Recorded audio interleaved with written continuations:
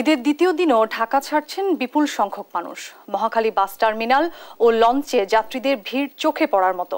ছুটি না পাওয়া, বাড়তি ভাড়া আর পথের ভোগান্তি এড়াতে ঈদের পর যাত্রা করলেও কোনো লাভ হয়নি। আর ঈদের পরেও এমন যাত্রী পেয়ে খুশি কাউন্টার মালিকরা। ট্রেনেও বিভিন্ন গন্তব্যে যাচ্ছে মানুষ। Nafia Farzana, desk report. ঈদ উল ফিতরের ছুটিতে প্রতি বছরের মতো এবারও রাজধানী ছাড়েন বিপুল সংখ্যক ঢাকাবাসী। তবে ঈদের আগের 2-1 দিন ছাড়া যাত্রীর চাপ তেমন একটা ছিল না। তবে ঈদের দ্বিতীয় দিন সকালে মহাখালী বাস টার্মিনালে যাত্রীর চাপ ছিল চোখে পড়ার মতো। টিকিটের প্রত্যাশায় লাইনে দাঁড়াতে হয় তাদের। যাত্রীরা বলছেন, ঈদের পর এমন ভিড় তাদের ধারণার বাইরে। আমরা ঈদের পরের দিনই বেড়াতে যাই, নানু বাসায় যাই, তো ঈদের দিন দেখা গেছে বাসায় আপনার মেহমান আসে।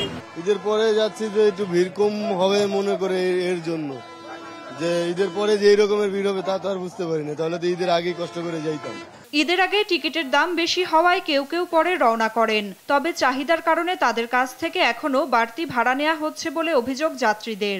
দিন ভাড়া তো বাড়তেছে, তবে আগে 320 টাকা ছিল, এখন দেখলাম 310 টাকা, 10 টাকা কমছে।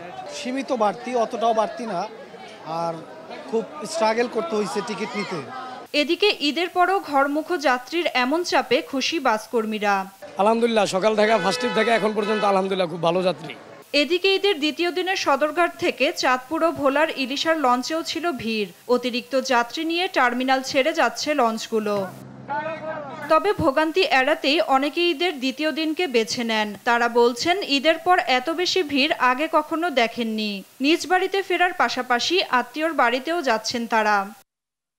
নাফিয়া ফারজানা, দেশ টিভি, ঢাকা।